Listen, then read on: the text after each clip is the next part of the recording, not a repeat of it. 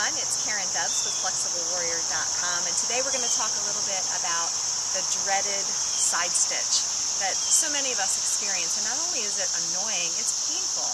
And when you're running, especially on a race day and you've got that going on, it's really hard to perform at your peak. So, as most injuries or pains are concerned, prevention is the key. Because once it happens, it's hard to kind of get it to stop, especially when you're under the gun and wanting to perform at a certain pace.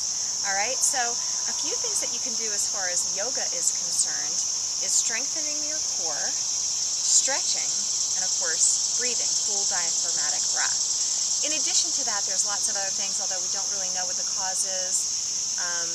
Careful what you eat beforehand, 3 to 4 hours before. Hydration is important, but don't overhydrate because then you'll have all that stuff sloshing around in your stomach. And there's lots of other information out there that you can research and see maybe what works for you, all right? But as far as yoga is concerned, first of all, make sure you're strengthening the core. So even before you run, maybe take 2-3 minutes, do some ab exercises, because as far as all stretches are concerned, it's better to warm up the muscles first, and that even applies to abs. So, lie down on your back, do some crunches, do some bicycles, before you head out for your run. And if you're already out there and you haven't taken the time to strengthen or warm up the abs, you can certainly do these kind of things in a standing position.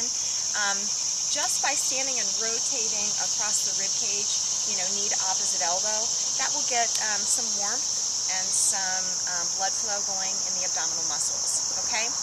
As far as breathing is concerned, full diaphragmatic breath, so you're creating space in the rib cage. One great yoga pose that you can do in a standing position is just a standing camel.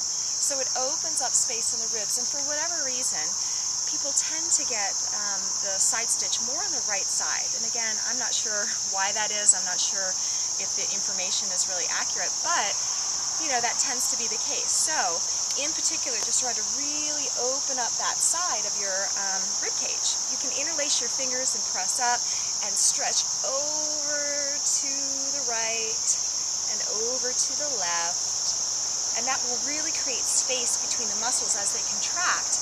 Sometimes that's what tends to create a cramp. Okay, so those are a few quick yoga stretches that you can do.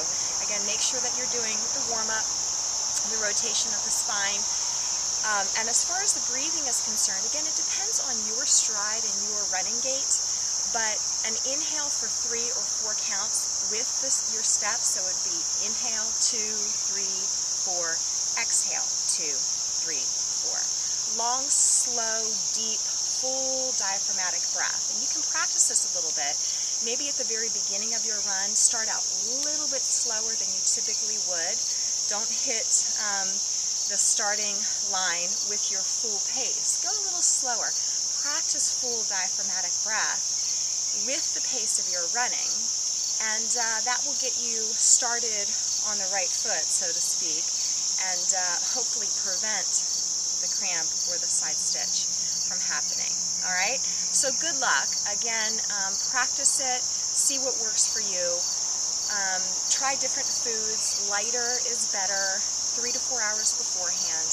Hydration, of course, always, but not too close. So maybe an hour before you start your run, take your last sip, okay? So that you don't have stuff sloshing around in your belly.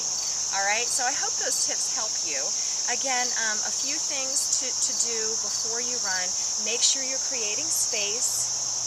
Make sure you're strengthening the abdominal muscles. And make sure you're breathing full diaphragmatic breath. All right? So good luck, have a great race season, and namaste.